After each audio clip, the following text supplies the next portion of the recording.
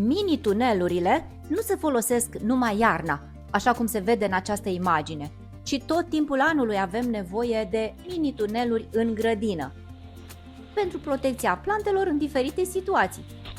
Dacă avem materialele necesare pregătite, vom putea interveni foarte rapid.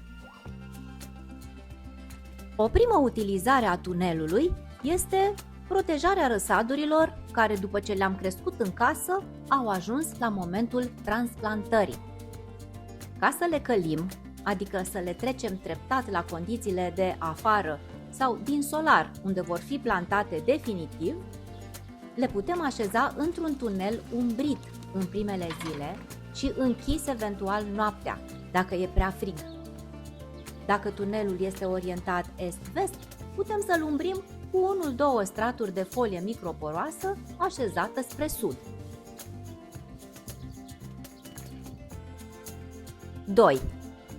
Tot cu un tunel putem proteja și răsadurile proaspăt transplantate, în solar sau afară în pământ, până se acomodează și ca să treacă mai ușor de nopțile și diminețile de primăvară, care uneori sunt foarte reci, afară chiar cu brumă. 3.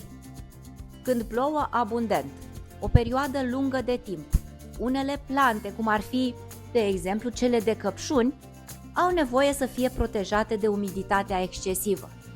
Chiar dacă umiditatea este și în aer destul de mare, o folie aplicată pe un tunel salvează căpșunele de la mucegaiuri nedorite.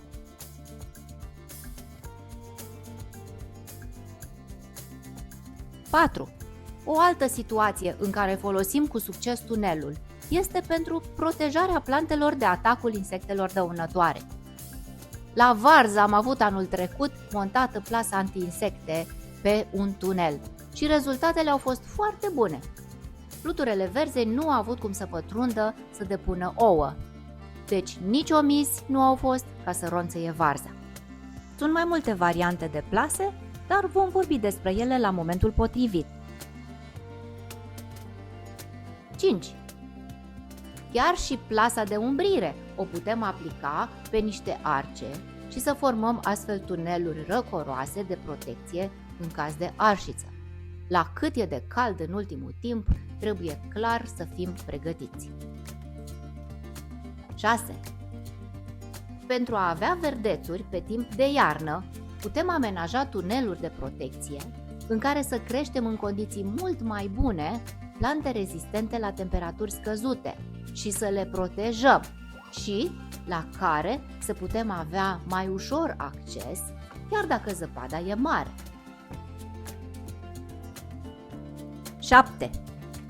Toamna târziu, când apar brumele de dimineață, protejăm cu un tunel plantele încă verzi, dar sensibile la temperaturi negative, cum ar fi de exemplu mangoldul sau Țelina apio, pentru a le putea consuma în continuare în stare proaspătă.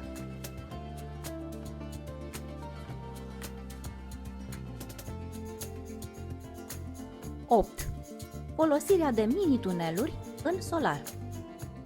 Un fel de tunel în tunel.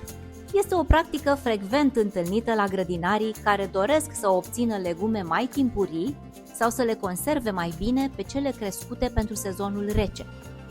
Iată aici, de exemplu, varza pak choi și salatele crescute în solar până toamna târziu și de care ne-am bucurat toată iarna.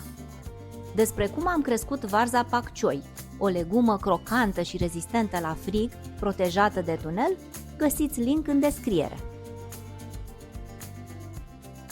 9. Pentru a grăbi germinarea semințelor mici și sensibile și pentru a crea un microclimat favorabil dezvoltării tinerelor plântuțe, putem așeza un mini-tunel peste stratul proaspăt semănat. Ploaia nu va adânci semințele, nu va forma crustă și condițiile vor fi mult mai bune decât sub cerul liber.